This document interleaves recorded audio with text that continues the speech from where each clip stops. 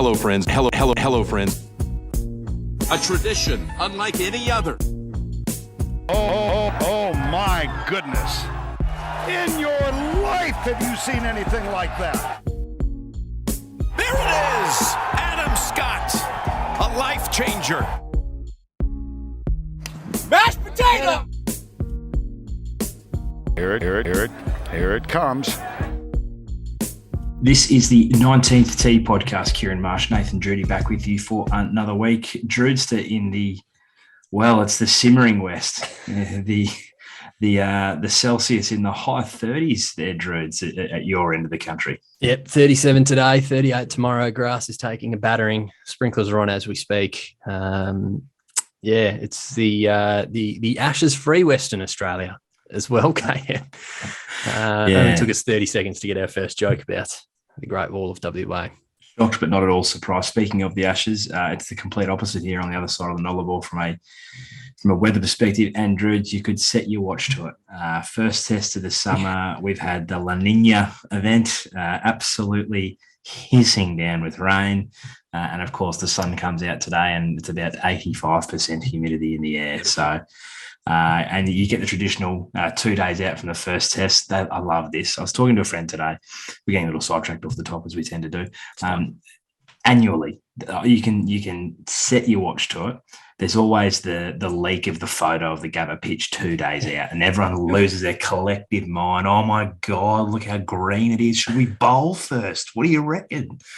Everyone also knows that the Gabba curator staff do their last cut the night before. So even today it looked the same, and they'll do a cut tonight.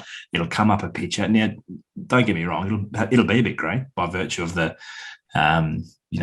conditions here, but you want to entertain the thought of bowling first. Just cast your mind back to 2002, 2003. Nasser Hussain wins the toss, bowls first. Harmison sends it the second slip with the opening ball of the summer, and England go on to get absolutely dusted. So everybody knows you see out the first session in Brisbane, you play in the V and you score runs for days. So that's what I'm tipping. Whoever wins the toss tomorrow won't hesitate. It'll be that. Thank you very much. Well, you know the saying, mate.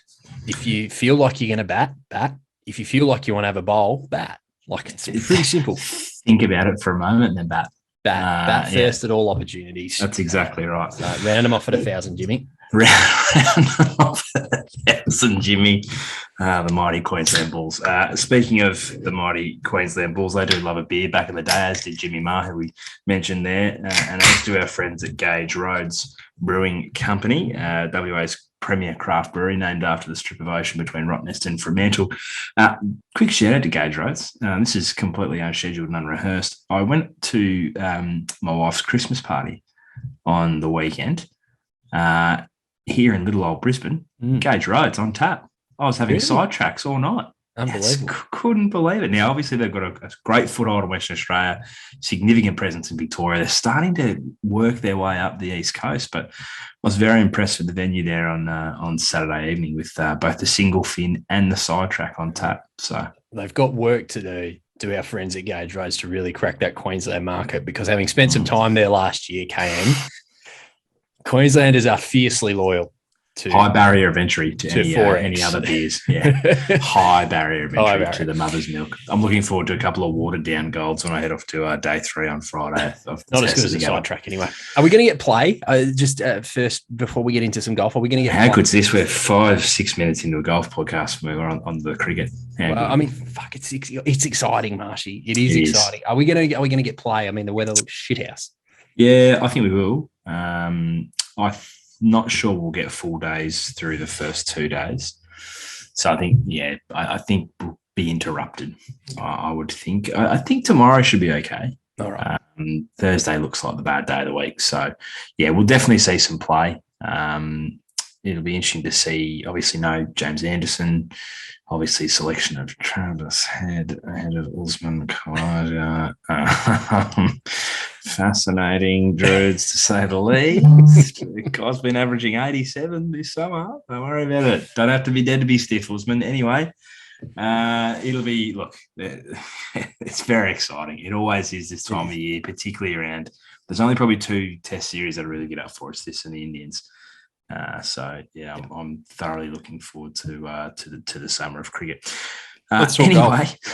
let's talk some golf.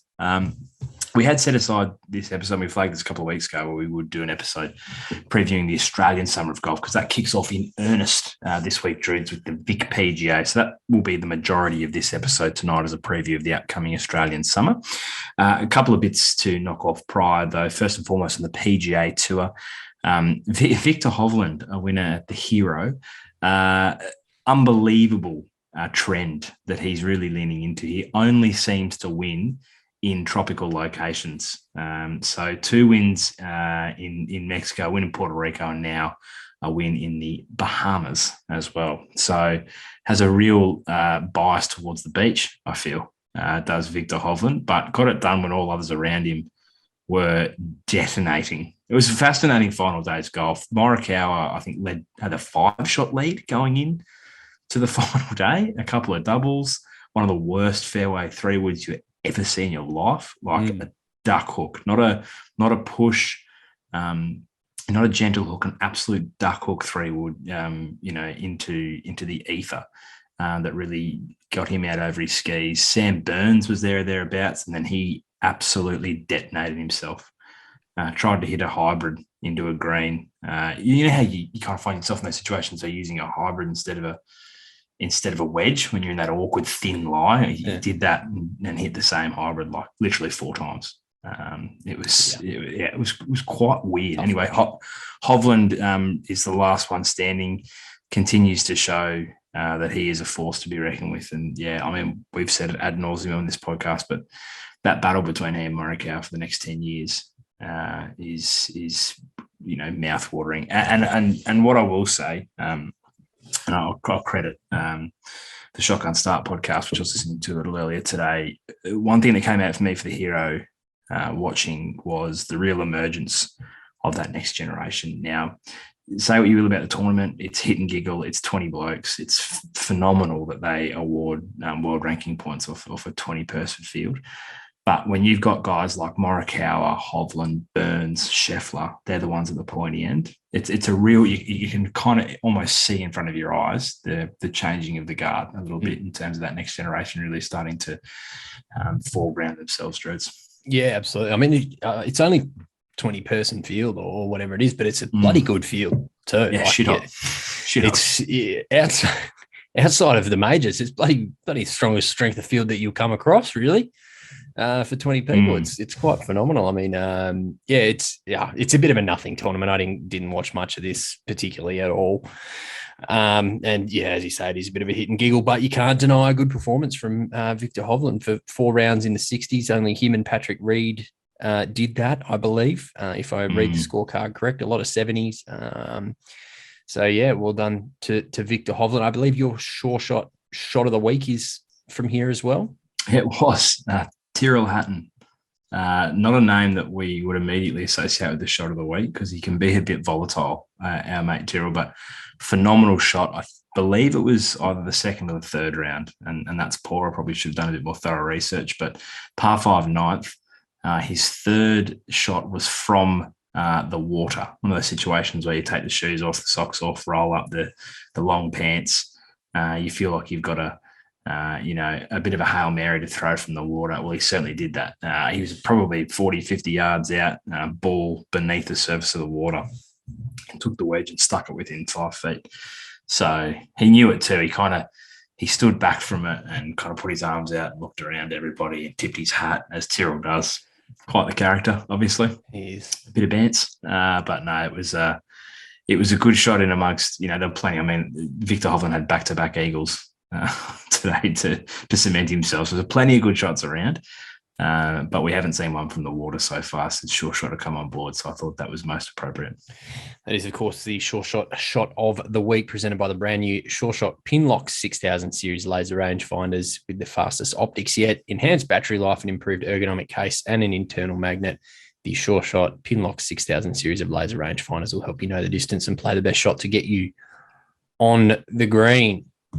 What else, KM? Anything else from the PGA Tour? Or two very brief things. I only mention this because people will accuse me of bias, and I only say the good things about Jordan Spieth. He was assessed 2 separate 2-stroke penalties as part of this tournament. The second of which came in the final round today. Most amusing. Himself and Henrik Stenson were the first pairing out as the lowest two placed players in the field heading into the final round. They played from the wrong tee box. Which is remarkable. Now, I can, because it had been the tee box previously, which was subsequently moved back for the ninth hole, I believe it was. But one of those kind of setups where you've got a tee box or two tee boxes that are being used for two separate holes. So what was previously the ninth had been moved back to become the 17th, I think. And that's where they got the confusion wrong. Like the signs were up, the tee boxes were up. Anyway, really weird situation. They both head off and they're both walking down and the rules official comes screaming down in the buggy, provides them with the information, gives them the two-stroke penalty, and they had to walk back and re-tee, which is phenomenal. And then the second one was earlier in the tournament where he moved his ball on the green, by accident, of course, and failed to move it back to the original position before putting. Bizarre. So, yeah, just weird. Really weird for him. And, I think it's probably the end of a long year. He's obviously had the return to form and he's newly a father. I think he'll benefit as much as anyone from the break. Drudes, and then the only other one was just Tiger in general. It was Tiger's tournament. It is his invitational. And it's been almost a week since he had the initial kind of golf TV staged interview into the press conference before the hero. I don't want to revisit that because all and sundry have written about, particularly his inability to address any questions around the accident itself. Suffice it to say, he seems to be in a good place, both mentally and as good a place as he possibly could be physically, noting that his body is well and truly broken. So all indications seem to be that he's gearing up to play the father-son in a week or two's time with young Charlie. And what I think was refreshing was the complete transparency and honesty that he will not get back to where he was ever. The acknowledgement that 2019 at Augusta was his Everest, and he does not have that within him. And that if he can get back to play a handful of tournaments each year, if he can even get back to that, then he will be happy. And that was refreshing outlook from a guy who's never given us probably that level of perspective. He's been so dogged and one-eyed in his determination to win that nothing else below that has been acceptable. And it was just a little bit more human from him. Yeah, as I said last week, I actually don't care if he doesn't play anymore. I think, we debated at the time whether Phil's victory at Kiawah this year was, you were a staunch believer that it was the most significant major victory in our lifetime. I look at where Tigers was, and I probably still sit with Tigers' victory in 2019. And there's both and there's cases for both.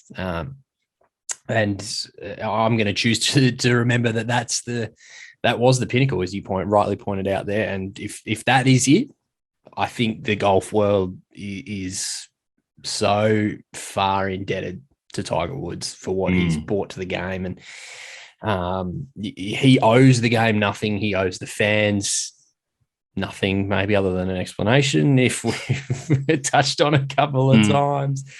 But as I say, I really don't care if he doesn't tee another ball up competitively again, because he's given more than he's worth to the sport. So that's probably all I have. Couldn't agree more. Do look forward to seeing him play with Charlie, though. I think when we saw that last year, it was excellent. And if that's what he gets himself up for now, to play with his son, and obviously have an involvement in his son's career, then, phenomenal. Drude's probably the only other piece of news that is worth touching on before we turn our attention to the home summer of golf is to do, with a very good friend of this podcast, and that's Steph Kiriakou, who is amongst a group of Australians, we flagged this last week, who's travelled to the United States to take part in the LPGA Q Tour or Q Series Tour, seeking status and seeking, the ability to play on the LPGA next year. It was probably an inauspicious start from Steph. I've been keeping my eyes closely peeled on this tournament through two rounds, and didn't see not only Steph but really any Australian flags in that top 10. Wowee, Drusa. Round 3 is where she started to turn, and then round 4, a final round, 63. 9 under 63. catapults her. I think it got her into a tie for second at one point, and she ended up in a tie for fourth. Ironically, alongside a Taya Titikul, who she finished behind in the race to Costa del Sol on the Ladies European Tour. So just some phenomenal golf in that final round to not just scraping, obviously the top 70 going through to the next stage of the Q Tour series, but Q Series Tour, but convincingly put herself in a really strong position. Yeah, absolutely. I mean, she's we've known her talent, and the challenge has always been taking it from Europe to the States, as we've said, with a lot of those players who have done really well in Europe. So it's great to see her go over. Could have easily gone to water after round two, when it is so cutthroat, as we heard Wazza talking about last week. So great for her to fire a massive 9 under. I think she had a great quote, basically just said that she decided to go low, and that was it. So I wish it was that easy, Marshy, but not quite. But shout out also to a friend of the pod in Karis Davidson, who finished T11, a further 6 shots back, and Sarah Jane Smith, who gets through in T24 as well. So 3 Aussies progressing through to the next stage, which is fantastic to see. Yeah, huge. Top 70 through, as you said, Drudes, to the next stage. Commiserations to Aussie Robin Choi, who was unfortunately cut, finishing 6 over through 4 rounds. So we'll certainly keep a keen eye on the progression of those 3 Australians in the next round. But yeah, Steph in ominous form. That was in Mobile, Alabama, and they head to Dothan, Alabama, beginning December 9 through 12. So in the deep south. It's an odd place to have the LPGA Tour Q Series. Mobile. Yeah, in Alabama. Not particularly known for its golf courses or its golf. No. But anyway. Except for the university. Yeah. Famous alumni such as Mr. Thomas. Drudes, roll. We will turn our attention now to the home summer of golf. So probably preface this by saying we have been maybe as critical as anyone about this, I suppose, schedule of events or lack thereof, and credit where it's due. Where it's at now, I certainly still don't subscribe to it being acceptable. But I think they've made good of a bad situation. I won't say they've made the best of it, but in terms of whether it's PGA of Australasia, TPS events, or otherwise, there is a schedule of events there now that gives an opportunity for people to not just earn a bit of money, but also, counting towards order of merit, opportunity to potentially earn a bit of status.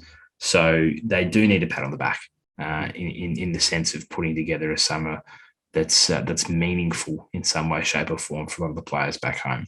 Yeah, I agree. Sorry. No. I was just going to say that it's more the fact that it is. I completely agree with everything that you've said. It's just the reactionary nature of adjusting to border closures and everything that I think has continued to frustrate us.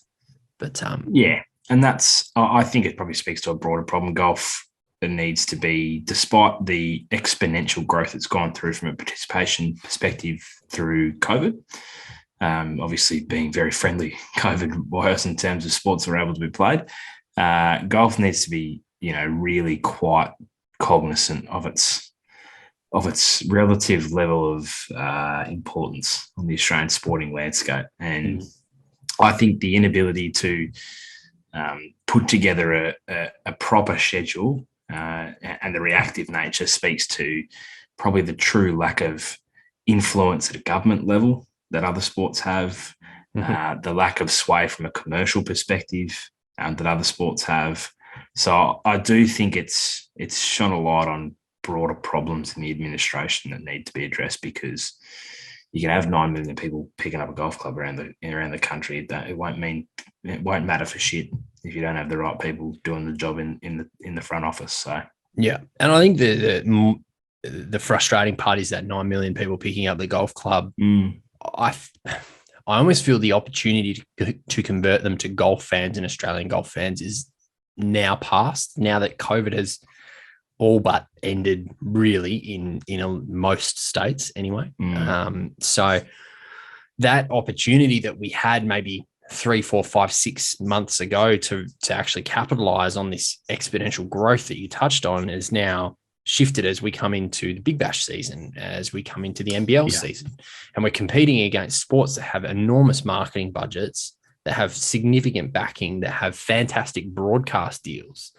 So I think that's always going to be the challenge of golf. And, we let that opportunity slip 3 months, 3, 4, 5, 6, whatever it is, months ago. But we have got to a good point, I guess, ultimately, that we've got a schedule together of events that is going to earn players money. It's going to earn them points. It's going to earn them world rankings. It's all that sort of stuff that I guess is the positive to take out of it anyway. Yeah, absolutely. Look, we may have egg in our face in 12 months' time, and we could be looking back on this and saying we're incredibly harsh, but I don't know. I think you and I have seen this movie too many times. I think the experience of working in sport leaves us somewhat qualified to have these opinions. And yeah, we will continue to say because it's true. It comes from a place of passion and concern for the game, because we do love it. We want to see it thrive. So completely agree.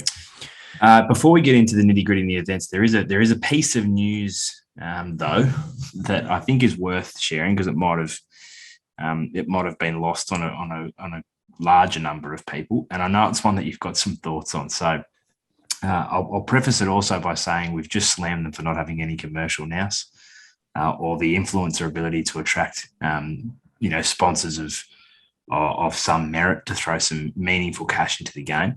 The PGA did announce a new partner for the summer, CrossBet. Now, I must admit, I don't know too much about CrossBet. I also must admit I don't care to know too much about CrossBet.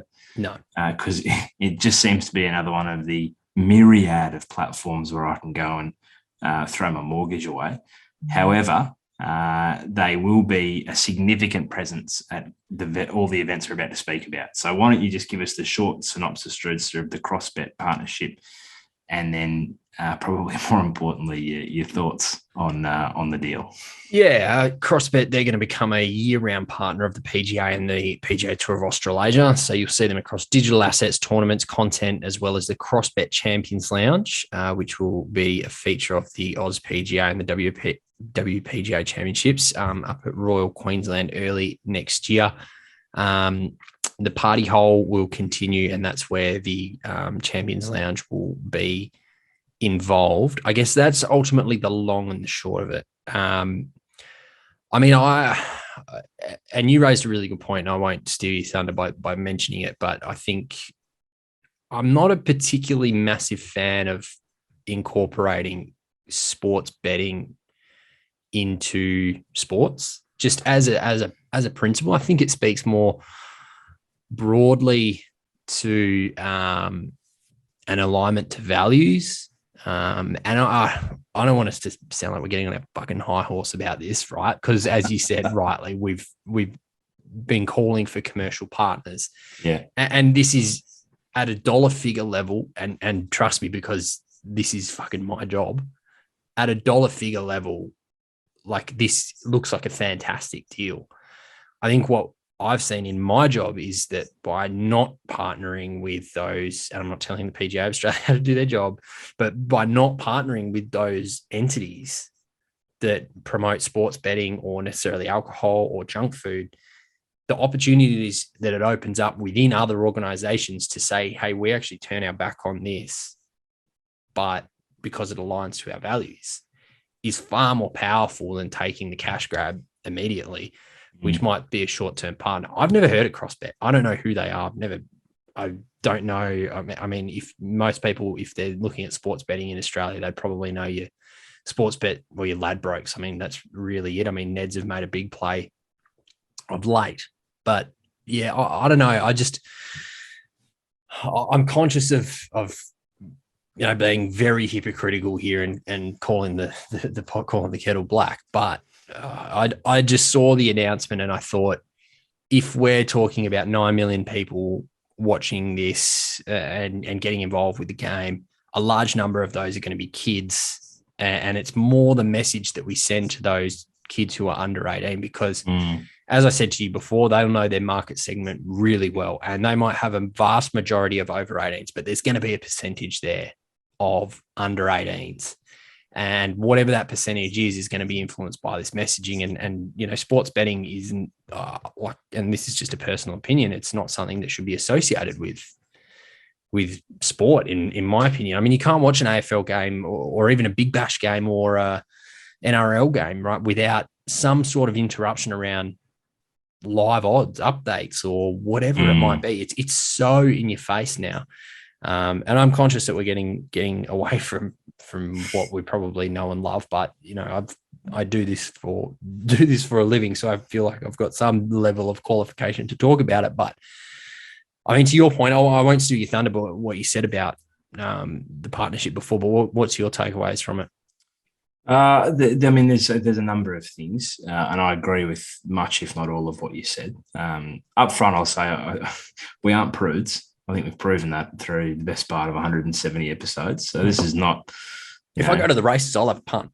Don't get me wrong. It's not an indication that we are anti-gambling. It's whether or not it needs to be pervasive in your face through an endorsed partnership by the governing body of the game. There's a variety of things here. I don't think golf as a sport lends itself to sports betting nearly as much as others in this country that do get in bed far more frequently with sports betting agencies. So it's not an NRL, it's not an AFL, it's not a cricket. There's so many opportunities there, whether it's not just head-to-head betting, but option betting through those sports.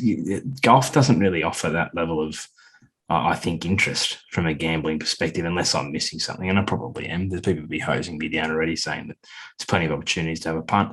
The second thing for me, Drudes, is and you're far more positioned than I am, because I'm just a humble wordsman. You play with the dollars. My headline understanding of commercial partnerships is it should be really a mutually beneficial partnership. I guarantee you that CrossBet's getting more out of this than the PGA are. PGA are getting probably a handsome commercial kickback from a cash perspective. But to your point, who the fuck are CrossBet? No one knows. Yeah. They might by the end of the year, because they're going to be on everything. Yeah. So I don't think the amount of money that they could afford to give the PGA is enough for that. CrossBet are highly, highly favoured in this partnership over the PGA in my mind. Thirdly, as you mentioned, they know their target market far better than we would. We certainly would never, ever, ever get our hands on any sort of data from the PGA, I wouldn't have thought, not least of which their audience data, their target demographic, their interests, and they'd absolutely be tracking that sort of thing. And I'm sure that there's data there to tell them that they're interested in sports betting, because they sit within, an 18 to 35 male age bracket. There are other things that 18 to 35-year-old males are interested in. And I think you made a really good point in the sense that, it's easy. It's easy to take the cash that's on offer, because, bird in the hand is worth two in the bush, right? With like the devil we know, well, the money we got in our hand is worth far more than the one that we're chasing. But the opportunity cost of getting into bed with a gambling partner and who that rules out having conversations with, I would suggest is far, far greater commercial loss. And probably most importantly, I think, and finally, my final thoughts on this is, at a time in the environment at the moment where clubs are, honestly, they're running away from sports gambling now, not necessarily at a league level. There's still some issues around leagues like the AFL or the NRL getting into bed with gambling partners, but clubs specifically themselves. The most recent example, and I'm not saying this because I support them, I'm saying this because it's literally the most recent example. The Melbourne Football Club last year sold the Bentley Club, which was literally a club that they owned full of pokies in Melbourne. Yep. And it was a nice little profit turner for them in Melbourne. There's no doubt about that. They made a cognizant decision as a football club and as a member club that this is not what we wish to be aligned with. They sold the club. They took the money, reinvested it back into the club, have absolutely no ties to gambling now. Now I think Richmond did it all that not long ago. Hawks have done it too. Hawks have done it. Clubs are running away from gambling, and the PGA are running towards it. And I agree. It's hard on the one hand to slam them for not bringing any cash into the game, and then slam them for the cash they bring into the game. But I would find it incredibly hard to believe that CrossBet was the best thing on offer of all the conversations that I'm sure they're having. Yeah, it's a fascinating one to really look at, and it depends on how you want to break it all down. But there's a number of teams in Melbourne that are partners with the anti-sports gambling, something like that. I don't know what it is. There's a specific title, but I think there's 3 or 4 AFL teams. Melbourne Victory, Melbourne Storm are part of it, I believe. Some netball clubs, Big Bash clubs. So they're actually getting together, some of the biggest clubs in the competition. It was interesting. I don't want to spend too much on this, but essentially I was just flicking through the PGA's website while you were talking there, and essentially their purpose how was the user experience? Good UX? Not too bad, actually. Could be better. I don't love how the social feed pops up first, but that's right. Their purpose is to engage, inspire, and showcase Australian golf to positively impact our members, fans, and the community. This is my opinion, and I'm sure you probably share it. I don't think that gambling and sports gambling positively impacts the community. So I'm also interested to know how gambling and sports gambling positively impacts their what is it? Last count 1,300 odd PGA professionals around the country who are their members. Yeah. It's I don't know. It's a fascinating argument, and as you say, we don't want to shit can them for bringing money in, and hopefully, look, I hope it's a bloody good pay packet that they've bought in from it, and it does flow through to the players or whatever it might be. But yeah, it's just a really interesting philosophical argument to have, and I know that people might have got bored of this conversation that we've been having for the last 5 minutes, Probably. But it was something that we did want to call out.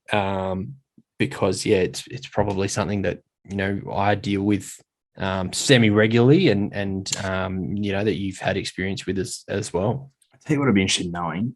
We'll never know. I'd never expect, because it's now not commonplace. I'd never expect to know the figure. But what I would be fascinated to know is the percentage of the figure that will go towards the purse. Minimal. Yeah, would have thought. So that, for me, if you hand on heart want to say you're positively impacting your members, you'd be passing on a lot of that partnership money to the players competing in the events that CrossBet are sponsoring for the summer. Yeah. We're fascinated to know what percentage of the partnership you'll never know is going towards the purse. No chance. No chance. Anyway, let's get to the tournaments themselves. So yes, let's do it. We tossed around a few ideas about how we do this. Traditionally we might look at it and go, location, date, who's a defending champion. There's a number of these that are regular events. There's a few that are new, and none of them were run last year. So I think what we'll just do, Drudes, is maybe you'll rattle off the events. We'll kind of walk through the schedule chronologically. And then I think maybe at the back end, we might just kind of probably name some players that we think are ones to watch going into the summer, because obviously, I think there's a handful of guys coming in red hot form, whether they've been, dormant here in Australia and waiting for their opportunity, or whether they've been overseas in the States, in Europe, in Asia, with an opportunity to come back and play. I think there's a handful of guys who I think will be consistently competing for these titles. So we'll kind of round out at the end with a few ones to watch for the summer. Sounds good. So all kicking off this week. Thursday, in fact. It feels like a very long time in between drinks for tour events on the PGA Tour of Australasia. Kicking off the 2021 Victorian PGA Championship at the Moona Links Resort, of course, played over the Legends and the Open courses, which is fantastic. Very much looking forward to catching a little bit of this. This is actually going to be broadcast on Saturday and Sunday In Eastern time, it will be from 2 till 5 for round 3 on the Saturday. Round 4 will be 12 till 5. So you'll be able to get a bit of your fix of golf on the television if you are at all interested over the weekend. My apologies. Do you want to touch on the Vic PGA now? Shall we round back to it a little bit, or how would you like? Do you want me to just keep rattling through? Nothing other than to say I think it's one of the premier events on the schedule. Obviously, there's the Jewel in the Crown, which is the Australian PGA, and the Australian Open, which won't be run this year. But when it comes to probably that next tier down, I don't think they get much better than the Vic PGA. It's a fantastic event. Anything down there, I mean, that Sandbelt region is an incredibly blessed part of the world to play golf. So, yeah, I'm excited that it is the kind of first thing we're kicking off with, because it's a ripper event. And a really good field as well. Matthew Griffin, Jake Mcleod, Brad Kennedy, of course, the defending Order of Merit champion, Zach Murray, Bryden McPherson, just rattling off a few here. Blake Windred, Dimi Papadakis. So there's some great names in amongst the list this week as well. So it'd be really, really good to catch a bit of that. We then go on to the Gippsland Super Six from the 16th to the 19th of December. That's at the Warragul Country Club. Same prize purse as the the Vic Championship, which is great. So Super Six, look, I don't know about the format, Cam. I'm not a particularly massive fan of the way that it runs. I think it could be done a lot better. I think it's in between being the long form and the short form. And maybe for the benefit of those who aren't familiar, Drudes, a 30-second elevator pitch on what makes the Super Six different. Well, it's just I don't know. Hard to do in 30 seconds. Yeah, it is. It is very hard to do in 30 seconds. So essentially, it's stroke play, and it goes over 6 holes, and then there's a winner determined from that. And then if the 2 players are equal, then they go to a knockout hole, and then it whittles down to 2 players, and ultimately you end up with a 2-person final. That's essentially how it's done. It is, so there's stroke play across the first little bit, and then it's stroke match play, and it's all very fun, confusing. They should just play blitz golf. Okay, I think that's the simple solution to it. Could still run it over 4 days and have for your 4-day winners all come together for a shootout final or something similar. I think there'd be some great ways to do it, but must admit, Gippsland Super Six doesn't get me particularly excited. No, I'm not jazzed for the Gippsland Super Six. I'm thrilled it's not leading us off, and I don't mind after the excitement of the Vic PGA maybe just cooling my jets a little on the Gippsland Super Six. But I think to your point that you led off with, it's good to see it's the same sort of prize purse. Yeah, that's the most important thing. I think here, outside of the opportunity to earn status and earn their way overseas, is earn a bit of cash for these guys and girls this summer. So that's a silver lining, I think, to an otherwise dreary event for mine. Then we have a break. So 2 events into a break. Wouldn't want to overextend. Wouldn't want to overextend. No, just make sure you watch the legs, and then we're back. So it's probably going to align nicely with our schedule, KM, because we're going to wrap up next week as well for the year, and then we're going to have a fair chunk of time off probably to align to this, and then we're back with the, of course, as you mentioned, the Crown Jewel, the Australian PGA Championship at Royal Queensland. 13th to the 16th of Jan. Going to be a fantastic tournament. Clearly the one I'm looking forward to the most out of anything that the tour is running this year. So, I think we've said probably everything there is to say about the Oz PGA, really. It is the leading tournament on offer this year, $1 million prize pool, everything that comes with it. Great new venue at Royal Queensland as well. So looking forward to covering that in earnest. I'm sure we'll have some previews and wrap-ups and hopefully some interviews. And if time permits, you might even be able to get out there, Marshy. Yeah, I do have my sights set on day one, being Thursday. I think it'll be a quieter day than when the masses get there on Saturday and Sunday, and probably just give me a little bit more flexibility to follow closer than Otherwise, would get the opportunity to on the weekend. So I would suggest tee times being friendly to a 2.5 week old. I'll be on the shoulder of our mate was following him around for his 18. But yeah, it's a great venue, Royal Queensland. It's nice that the PGA has moved there. Don't take anything away from Royal Pines. I enjoyed walking around Royal Pines a number of times for the tournament, but I think a fresh start and one of the oldest clubs, Alistair McKenzie designed course, one of the only ones in the country. So obviously then redesigned most recently by Michael Clayton, who's very invested in the setup, as we've seen. If you're paying close attention to our socials, there seems to be a little bit of oversight from the PGA about course setup, in particular rough and fairway integration. And Clates has got his bee in a bonnet about that, I think deservedly so. So it'll be a great tournament. Look, I'm not going to get bogged down. I do lament that, and it's taking nothing away from these two individuals, particularly Minwoo Lee, who I'm excited to see come home and come into that tournament with the pressure of being the highest ranked person in the field and come home and carry that expectation to win this tournament. I'm really excited to see how he plays with that in mind. But, it's tough when the two big names on the posters leading in are Minwoo and Jeff Ogilvy. I love Jeff, probably more than most people, but if Jeff's a draw card, where Jeff's at in his playing career, he's got so much more to contribute to golf, and he continues to do so. But in terms of his playing career, if he's one of the two draw cards for this event, that's the only thing that I'll lament as we lead into January's PGA Championship. Yeah, and look, Minwoo should dead set bury the field. Should blitz it. There's no doubt about it. And I don't mean to be disrespectful to anyone else, but, he's now ranked inside the top 50, playing the Masters. Obviously, massive shout out for that. He should absolutely romp it in.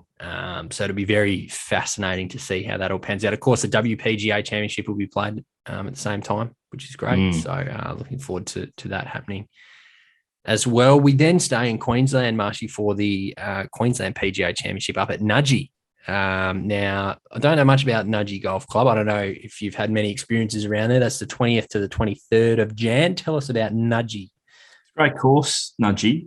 It's actually only, I shouldn't say a stone's throw. That's a woefully overused term, but it's close to Royal Queensland. It's kind of, if people are familiar with the kind of north side of Brisbane, Royal Queensland's kind of right on the river, kind of towards the Gateway Bridge, and Nudgee's a little bit further up, but hugs the kind of gateway as it merges onto the Bruce Highway heading up the coast. So it's a great little course, undergone a significant amount of work in the last kind of 18 months to 2 years. They've put a lot of money and effort and time into kind of redesigning some aspects of that, really touching up a few of the holes, adding some new ones. And I think that it will be a great test. And I love that. Like, traditionally, this Queensland PGA has been last couple of years up the coast. I think it's been Pelican Waters the last couple of years, just up Caloundra.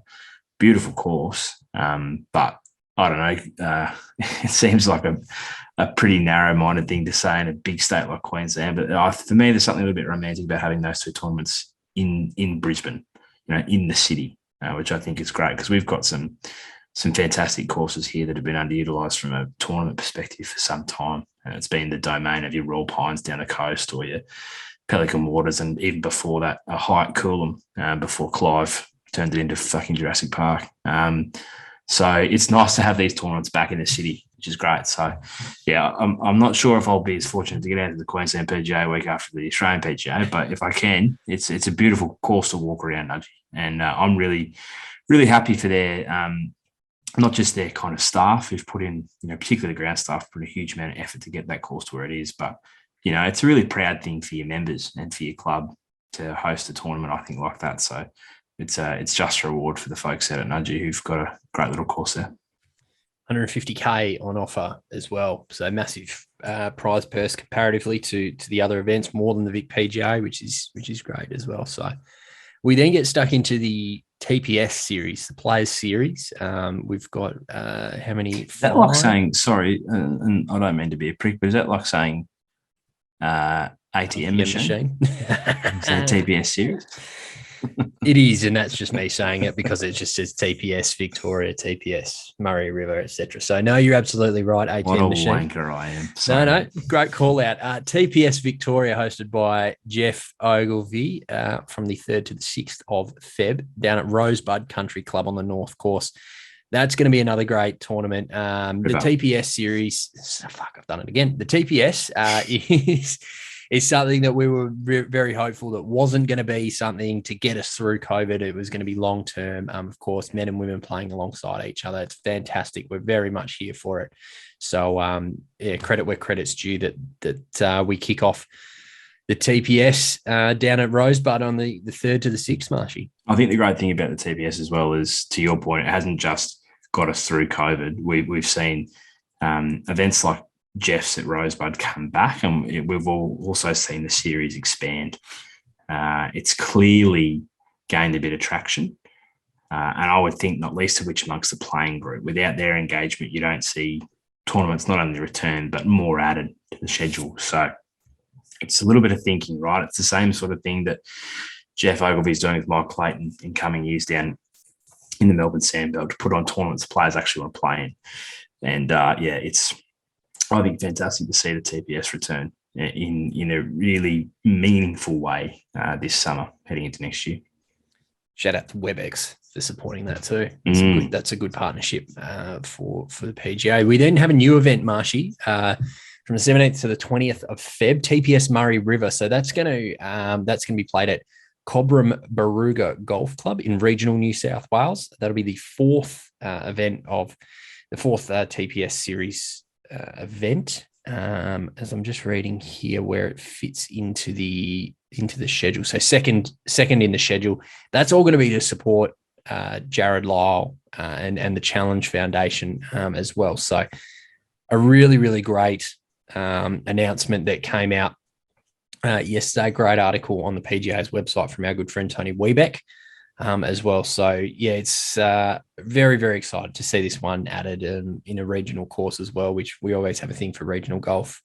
And here, Marshy. Was it Cobram Barooga? Cobram Barooga. Yeah, I believe that was very close to where Jared grew up in regional Victoria. So, outstanding initiative. Obviously, Jared's wife, Bryony, and the family, the girls, I think continue to be humbled by the support they receive from the broader golfing community, and it's the very least they deserve. And the very least his legacy deserves is to have a tournament like this tied to him in a place that was very special to him as well. So credit where it's due to those that got this off the ground and did so in his honour, because it'll be, I think, a really probably important one for the players as well. I think that legacy, and you only see it in someone like Lucas Herbert, who continues to wear the Luke the Duck pin around the world wherever he plays. I think it's something that sticks with great resonance to a lot of the Australian cohort, and I think you'll see a really decent field turn up to that to be a part of that inaugural event. We then get into the back half of the year, the 3rd to the 6th of March, TPS Sydney at Bonnie Doon, hosted by Braith Anasta, our good friend who's been a massive supporter of, I guess, not only this podcast, but the TPS in its entirety as well. And it's great to see him and Jeff really championing the TPS across the board. Yeah, he's quite a character, isn't he, Braith? But clearly, and it resonated so much and came through in that interview that he did with us, the passion that he has for golf, and to see him kind of turn that into some work of substance, whether that's his player management, but now the opportunities to put on events like this through his network of connections. I know the Bonnie Doon Golf Club's a place very close to his heart. It's a great event, and I think one that I'm sure will be hotly contested. I think you only have to look at the guys that come from that Sydney area, who I'm certain, without that Aussie Open, will want to get along there and play well in front of kind of family and friends at home. We finish off the TPS in the Hunter Valley, Oaks Cypress Lakes Resort. That's a new event, the 10th to the 13th of March. 200K up for grabs on that one as well. So that's a nice little prize packet for whoever takes that home. So that's hosted by Jan Stevenson and Peter O'Malley as well, obviously two legends of the game. Fantastic looking course, Oaks Cypress Lakes Resort. So looking forward to that wrapping up the TPS for another year, KM, before we head to New Zealand. It's a really nice course, Drudes. So I was down in the Hunter a couple of years ago for a wedding. There's two really nice courses down there. The Oaks Cypress Lakes is one. The other is the Vintage, which is a Greg Norman design course. I played the Vintage. Didn't get to play Oaks Cypress Lakes, but drove past it a number of times in between tastings at the wineries. And it was, it looked very special from outside the boundaries of the fence. So it'll be a ripper tournament, that. We then head across the ditch to New Zealand. So we have a couple of weeks off in between that. 31st of March to the 3rd of April down at Millbrook, the New Zealand Open. Brad Kennedy, the defending champion from a couple of years ago, but excited to get across to New Zealand. Not us personally, but excited to get the tour of Australasia across to to New Zealand and Millbrook. Oh, Drew, I'd love to be getting across. It's one of my favourite parts of the world. Do you know where Millbrook's really close to, as it turns out? Let me guess. You haven't mentioned this for a while, actually, so well done. The Arrowtown Golf Club. Incredibly close, actually. It's on the road out. So you drive past Millbrook's on your right and you go another probably about 15 minutes to run into Arrowtown. This is funny, right? Because I'm now telling a bunch of stories of golf courses that I've been to without actually playing them, which seems kind of redundant for this podcast, but it's got 3 nines, Millbrook, and the composite kind of championship 18 they use is phenomenal. It's kind of right beneath the kind of Coronet Peak there. If people are familiar with Queenstown, the Remarkables in the background, it is stunning, and it's kind of in that region. You've got Jack's Point, which is the famous one there. You've got Millbrook. Traditionally in the past, this has been shared. You've got between Millbrook and the Hills, which is actually Michael Hill's, the Jeweller's private golf course, which is across the road from Millbrook. But it is solely at Millbrook. It's a beautiful golf course in the South Island there in Queenstown. We then go to the North Island, just north of Auckland, for the NZ PGA Championship at Gulf Harbour Country Club, which I'm just looking on Google Maps, looks absolutely stunning in sort of the bay of Auckland, probably a little bit more north than Auckland. Don't really know my New Zealand geography, but it's pretty much on the eastern side of the entire country, really. The Gulf Harbour, Rapia. Yeah, no. Wangaparoa, yeah. Yeah, there you go. Looks stunning though. Yeah, that's I'll have to take a look at that. I'm heading over to New Zealand for a wedding Right. later next year, September of next year, on Waiheke Island, which is, you have to fly into Auckland and you get a boat ride across to Waiheke from Auckland Harbour. Must be nice. Must be very nice. Looking at a couple of days in Auckland prior. So add that one to the list. I might take a trip out and sit at the bar and go to another golf course that I don't play, and I can report back about how nice it looks, Drudes. We then have a week off before rounding back, coming to the west, actually, KM. There you go. Look at that. TBA.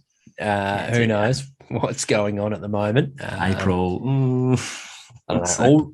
All reports are 1st of Feb. That's the rumour mill running riot here, but who knows what that looks like. I'm due in March, so I'll really hope so. That's the WA PGA Championship out in Kalgoorlie. Speaking of stunning courses, I've not played Kalgoorlie. I've not been out there, but it's absolutely stunning. The contrast of obviously the green grass against the red dirt, and the work that the team does to keep that grass not only alive, but looking as lush as it does is truly phenomenal. And I did have some friends go out and play it recently, and they said it was one of, if not the best courses that they've played in Western Australia. So hopefully I'll get out to Kalgoorlie. That'd be nice. Obviously work certainly ramping up around that time, but I'm looking forward to having golf over here in WA if it does eventuate. Yeah, if Marky Mark will let you through, obviously that'll few little issues from an Ashes perspective, but you'd like to think come April will be good. And obviously it's a back-to-back events there with the next one you're about to mention in Metro Perth. But yeah, that's always from an aesthetics and a picture perspective one of my favourites each year. To your point, full credit to the staff there at Cal. They do a phenomenal job of keeping that course in as good a nick as it is. They probably could give you some tips for your grass. What a thought. Yeah. Possibly. I might have to hit them up. Then we come back to Royal Freo for the WA Open, 28th of April to the 1st of May. Back on the tour of Australasia is the WA Open, which is fantastic to see. So really exciting to have two events back to back here in WA, being obviously the PGA that we just mentioned in the WA Open as well. So Royal Freo going to be a treat. We're back there for the second year in a row. Obviously, this year was the severely condensed field, and hopefully we get a full field coming back for the 28th of April. And then we round things out up in Palmerston, the Palmerston Golf Course, NT Pga Championship. Pikey, the defending champion, 150k up for grabs, 5th to the 8th of May. The best trophy in golf. Will round things out. Exciting, I think, to have the NT PGA Championship to have some sort of status. Obviously, it is normally the season opener. It is now the season ender. So I think that's still exciting for them to happen, and clearly just obviously buys them a little bit of time to get through the wet season as well in May. So hopefully things looking good to round out up in the NT. Marshy. Yeah, it's a really good schedule, Drudes. I kind of said at the top, for as critical as we've been, now that we're here, it's exciting. It's a great opportunity for the players to get a bit of cash back in the pocket and also set their sights on getting through this summer and potentially using it as a platform to launch themselves into higher honours overseas. So really looking forward to getting stuck underway this week at the Vic PGA, and certainly for me, selfishly, as I'm sure it is for you, come April, I'm certainly looking forward to those events here in Queensland in January. So it'd be great to have the best players in the country pass through our cities respectively across the summer. Speaking of the best players, who are you looking forward to watching? I mean, I know we've gone a long time on this episode, but it's absolutely okay because we've been waiting a long time for golf to come back in this country. So who are you most looking forward to seeing play? Yeah, I think there's a number of people. I think there's guys who are coming back from a stint overseas. So obviously we spoke to was Justin Warren last week, and I think that he gleaned it from that conversation, but also from the conversations that you and I have with him outside of the recording booth, so to speak. I think he's really hungry to come home and perform. He's had a really grinding year this year, and I think it would mean a great deal to him to come home and perform in front of family and friends and kind of, I think, show that he's elevated himself up to that next level of player in our domestic scene. I think similarly, you could say the same of Blake Windred, who's really pushed his case in Europe. Probably hasn't had the consistent level of success in terms of securing long-term status that he would have liked. But I'm sure, how he's cut his teeth and the types of players he's played against will hold him in really good stead coming back. So I expect to see Blake Windred do pretty well this summer. You can't go past the Gale force. I mean, Daniel Gale's been in phenomenal form already in a couple of the little kind of mini tour events that are happening around. Did he shoot a 9 or 10 under when we were talking to Woz last week in Dubbo? 9 under. The guy is melting the ball. So I think Gailey, and then a few others. Diane Lawson is a name that we haven't spoken about a lot. And listeners will remember because he kind of went through a little bit of a purple patch, probably maybe even 14, 16 months ago now. And he's been, keeping his head down in Europe and going about his business. He won, and the name escapes me, and that's bad form for me, but he won an event, won Torquay this week. And I read the story. He had some really interesting quotes about where his head's at and what he wants to achieve this summer. So I think Diane Lawson's one for the one for the markers going forward. May not necessarily go well out the gates in the next 2 weeks, but I reckon he'll really work into a bit of form, as the summer wears on. And then Drudes, in terms of two more names I want to throw out, Brad Kennedy, or obviously the Order of Merit winner from last year. And I think poor old Brad gets overlooked. We get so excited about, that next batch coming through and the people who are coming home, or those young guys who've been sitting dormant here. But Brad Kennedy is as consistent a golfer as we have in Australia. Incredibly small gap between his floor and his ceiling. And far less volatile than maybe some of his younger counterparts. And I think the same can be said for Matt Miller, who, he'd be an absolute mug to bet against Matt Miller in any of these tournaments. You heard Woz talk about him, or we heard Woz talk about him. I think that might have been, but we weren't talking on the air. But Woz just said the guy, when he's on, you can't go with him. Yeah. So Matty Miller's another name. Himself and Brad Kennedy from an experienced campaigner perspective, who I would not be surprised to jag multiple events. I've got a couple just to flag. Jake Mcleod's a really interesting one, coming back from probably a fairly disappointing stint in Europe, I would say, by his standards. I'd say that he would probably would admit to that. So that'll be really interesting to see how he goes coming back to the Australian tour. Obviously, as we know, immensely talented and arguably one of, if not the most talented golfers on the tour of Australasia at the moment. Zach Murray, a good friend of this podcast, I think he's set for another great season.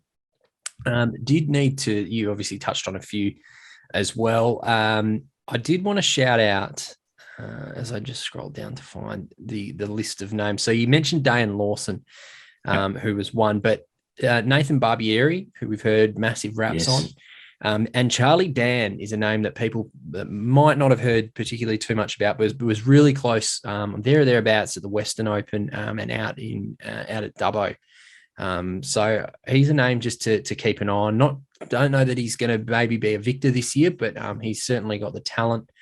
Johnny Lyris, I think it's Lyris. It might be Lyris actually. Not too sure. So he played in the States as well with Wazza on the Corn Ferry Tour Q School and finished, had some great finishes there. So he's clearly got talent. And shout out to Jed Morgan as well, who's making his pro Australian debut this week at the Vic PGA Championship. So still one of my all-time favorite chats was with Jed. So we wish him the very best of luck in that. But I think you've kind of covered off on everyone. I mean, there's so many great talents within this tour, and we're certainly looking forward to seeing all of them in action. Obviously, we've got our very close friends of the pod as well, but we're looking forward to just watching golf back on the television and seeing it all unfold over the next few months at least, Marshy. There's one other name, Drudes, that I want to mention. And obviously there'll be a number of integrated events across the summer, but then also obviously the WPGA running at the same time as the PGA. Grace Kim. I think this could be a real defining summer for her in terms of her ability to launch into a career of significance. Like, I think if you cast your mind back, we've only seen it with someone like Steph Kiriakou, who really did quite well here at home, not least of which was winning, that event at Bonneville as an amateur on the Ladies European Tour before turning pro. And now obviously you look and see she's gone consecutive years of, Rookie of the Year in Ladies European Tour and then third in the season-long race. So I think Grace Kim, she ran second only to Daniel Gale at the Western Open at Dubbo last week. She beat Woz by a stroke. And I think she is in – I heard an interview with her. She did on SEN down in Melbourne after that performance down at Dubbo. And just the headspace she seems to be in is so free, like just playing with absolutely no level of pressure or expectation, just enjoying a golf. And that came through in the conversation we had with her. Just loves it, just passion for the game, and immensely talented is Grace Kim. And I think you might see her name a number of times on some trophies this summer. Completely agree. Huge talent, Marshy, huge talent, and look forward to tracking her progress. Was there anything else? Because I've just got one self-indulgent piece to finish off with. No, and I'm glad you do. I know exactly what you're going to say, and I'm glad, because if you weren't, I was going to. So, Yes. Given I'm sure you've got all the relevant information in front of you, I'll let you run with this, because it's been outstanding engagement already across a short period. It has. As of yesterday, we were confirmed that we will be playing the longest day. We've selected the 20th of December.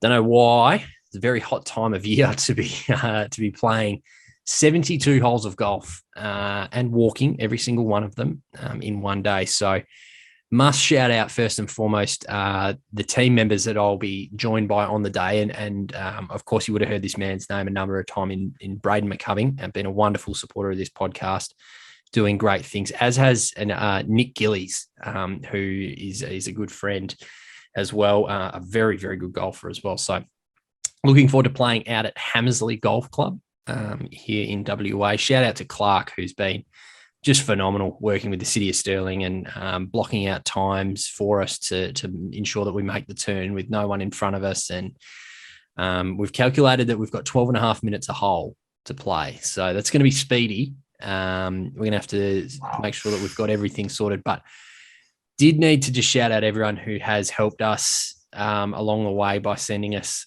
some form of donation. We have launched just over 24 hours ago. We set ourselves a goal of $3,000, and we are $3 short of halfway at the moment. So far, we've raised $1,497. And I do just, it'd be remiss of me not to read out some of these, Marshy, if you're okay with me doing that. I don't know who this is, because they've put anonymous down and a picture of a dog. I reckon I've got a sneaky feeling of who it might be, with a message of good luck, lots of water and sunscreen, for a donation of $400 to the 19th Tee team, which is just phenomenal. DC Golf Marangaroo, which is where Braden works. He's one of the pros out there, with a donation of $104 with a message, go Bray Bray. We know you can do it. Good luck on your mission. I know that he's going to enjoy being called Bray Bray. The Tribe donated $100. Amazing. Go and get them, Nick. And then we've had a number of $50 plus donations from Tom Gillies, Braden McCubbing, throwing in some cash himself. Buster Ammett, one of my close friends, my fiance Amy, chipping in. Lee M with $50. Emily Sullivan, Braden McCubbing, Q Nolan. That was one to actually shout out. That is from Q and Benny Eccles from the Tee It Up podcast. So we are a fraternity of golf podcasters here in Australia, Marshy. So shout out to Benny Eccles and the Tee It Up podcast, doing great work. Dad and Mum, I don't know who that's exactly from. There's no names on there. Bevan, Liam Stewart, Amy's father and and his wife have donated. There's just been so many people that have thrown their support behind it, and I should read them all out when it's all said and done. But we truly appreciate everyone donating. And if you would like to do so, you can go to thelongestday.org.au/fundraisers/the 19th tee and help us get to our goal of $3,000. We will do a bit of video throughout the day, some updates, because holy shit, it's going to be entertaining for people sitting at home watching us try and play 72 holes of golf. I haven't worked out how many golf balls I'm taking. Geez, you've jumped out in front of a few more questions here. Okay, please. Hit me. I've got. Well, look, there's worse ways to spend a Monday. I'll put it that way. Not many. I agree. But there's worse ways to spend a Monday, and obviously, in support of a fantastic cause. So incredibly proud of you. Couple of real logistical questions though. So, how many pairs of socks? Probably 4, 1 per round is what I'm going at the moment, and 2 pairs of shoes. So I'm going to change of shoes, golf shoes, from the team at Cobra Puma Golf. Hoping the Alpha Cats might be here by that point in time. Not sure. If not, we'll have the golf shoes, and then we'll just have a pair of sneakers, probably for the back 36 as we make the turn. Jesus, because that's what I was going to ask. Is it like, maybe is there value in, so first 18 golf shoe, second 18 sneaker, third 18 golf shoe, fourth 18 sneaker? That's a good point. Maybe alternate that way. Look, barefoot's on the card, Marshy. At this point, think probably the final 9. You could be going barefoot. Balls. Yeah, many. What's Hammers? So I've never played Hammersley. What's Hammersley like? Is it tight? It is tight. Yeah. Okay. Yeah, but it is very well manicured, so you should be able to find your ball. Planning on hitting a lot of irons off the tee. You do that anyway at the moment. Yeah. Drives left you.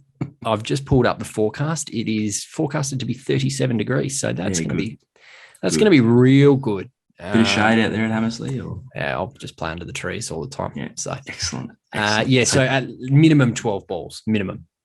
12 minimum. You might need to double that, before. Wow. What's? I'm not good at maths. Is it 6 12s or 72? Yeah. So you're losing a ball every 6 holes. Yeah. Hopefully, I'm not doing that. There's no water. So yeah, I'm hopeful. I mean, you're going to pass the clubhouse 8 times. Mm-hmm.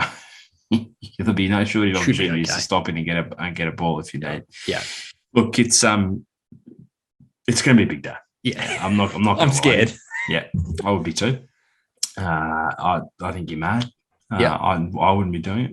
I'd probably, if I was there, I'd get a cart, I think, and I'd kind of be like that person, a bit like yourself, who's like the support vessel in the in the Roto swim. In the Roto swim, yeah. I'll probably be like a support vessel in the longest day. Have the cart there for any, like, do you need relief, drinks, sustenance. Yeah. But yeah, look, mate, it's I'll be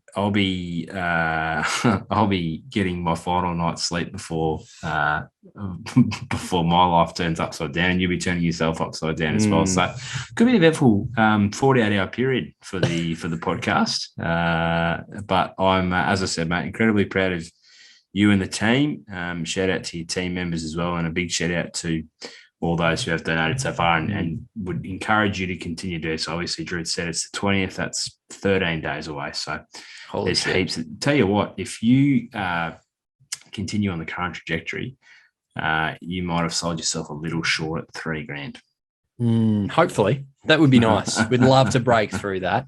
We're thinking of coming up with some sort of competition. Like, how many strokes do you reckon it's going to take me to go around? Yeah, okay. I'm setting my sights on 430 plus.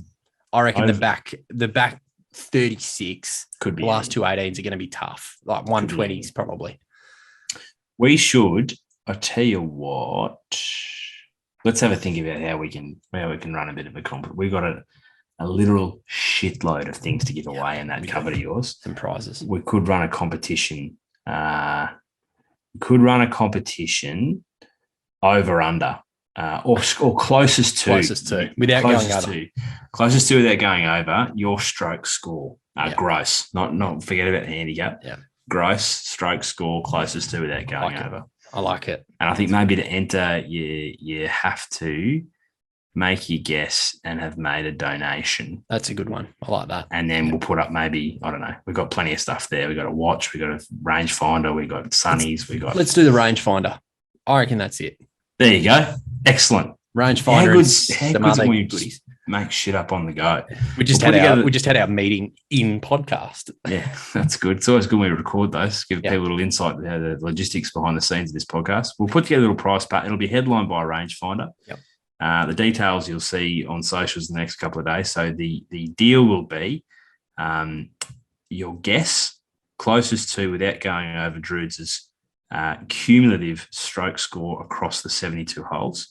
And to enter, you must have made a donation. We won't put a minimum on the amount. Good. Anything's good. Give what you can, because it all goes to a good cause. But to enter, you must have made a donation as well. So, excellent. 72, just for those interested, and currently playing off 18. If that's going to in any way inform your opinion, but we'll get that on social media. 4 7s are 28. So 4-2. So pars across 72 holes would be, what's that? 288, something around there. What's double 200? I'm setting my sights on around the 4:30 mark. I think that's good numbers. Well, yeah, that's probably averaging maybe around 20 over around, if not a bit more. I'm looking forward to it. It's going to be a fun day. It's gonna be great, probably mate. about the first 18 holes. Be mildly enjoyable for the second 18, tough for the third 18, and just downright fucking stupid for the fourth 18. So you will have well and truly earned your gauge rights when you get back up to the clubhouse for the final time. Good on you, mate. It's a fantastic initiative, and as I said, very proud of you, and very thankful to all the other people who've donated and continue to do so. Please through until the day, and we'll keep you abreast of Drudes' both preparation and progress through the day. yes, absolutely we will. It's been good fun, mate. Obviously, a bit of a lengthy one tonight, but important to do so to preview the upcoming summer in detail.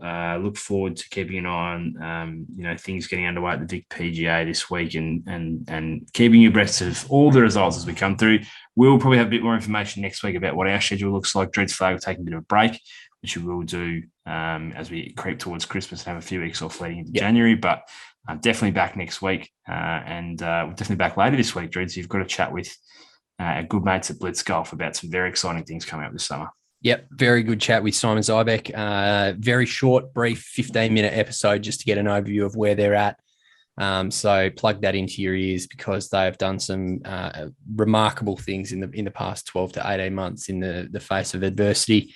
And then next week, we've got James Grierson as well, who has locked in today that he will be on the pod next week, having a chat, obviously, about his career and Blitz Golf as well. And then, of course, our year-ending year in review, KM, where we pull out some of the highlights. Easily the most labor-intensive episode that I have to pull together in the editing studio. So that probably won't be a video one for those who are watching on the YouTubes. It'll just be considering an audio only the one. last 6 episodes on the video. Yeah, exactly. So we'll wrap things up for the year next Thursday, and then who knows when we'll be back. We'll be back at some point in January. Yep, we've got to get through the Christmas period. We do. And you got to get through your big day. So we'll be fine. Could be the end of the podcast. Could be time.